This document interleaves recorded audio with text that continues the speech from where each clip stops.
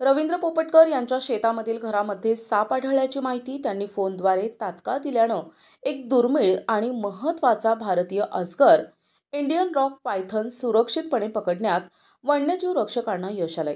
ही घटना pugmark wildlife फाउंडेशनचे वन्यजीव रक्षक दुशांत शेळके आणि MH29 हेल्पिंग हँड क्लबचे वन्यजीव रक्षक प्रशांत लुणावत यांनी धाडसीपणे आणि कौशल्यानं हाताळली।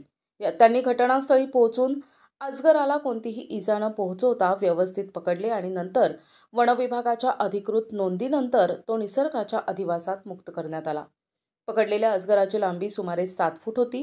ही सर्प प्रजाती पूर्णतः बिनविषारी असून जगातील सर्वात मोठ्या बिनविषारी सापांमध्ये हिचा समावेश होतो। यांचा वावर सामान्यतः घनदाट जंगलात, झाडांवर तसेच खडकाळ भागात असतो। घटनेची माहिती कळताच परिसरातील ग्रामस्थ मोठ्या संख्येनं एकत्र आले होते। अजगर पाहण्यासाठी मोठी गर्दी झाली होती। भारतीय अजगर निशाचर स्वभावाचा असतो। याच्या तोंडाजवळ असलेल्या उष्णता संवेदन करणाऱ्या खाचांमुळे त्याला भक्ष्याचा मागोवा घेता येतो। हे साप आपल्या भक्ष्याला तोंडानं पकडून संपूर्ण शरीरानं विळखा घालतात आणि आवळून गुदमरवतात। त्यानंतर ते संपूर्ण भक्ष्य तोंडाकडून गिळतात। भारतामध्ये अजगराच्या 4 जाती आढळतात आणि भारतीय अजगर हा वन्यजीव संरक्षण अधिनियम 1972च्या परिशिष्ट 1 मध्ये समाविष्ट आहे।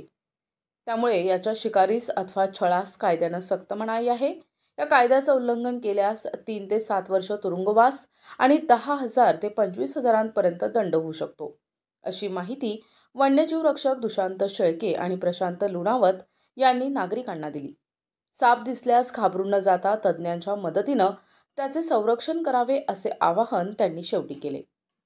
NTV news Marathi, Yavatmal.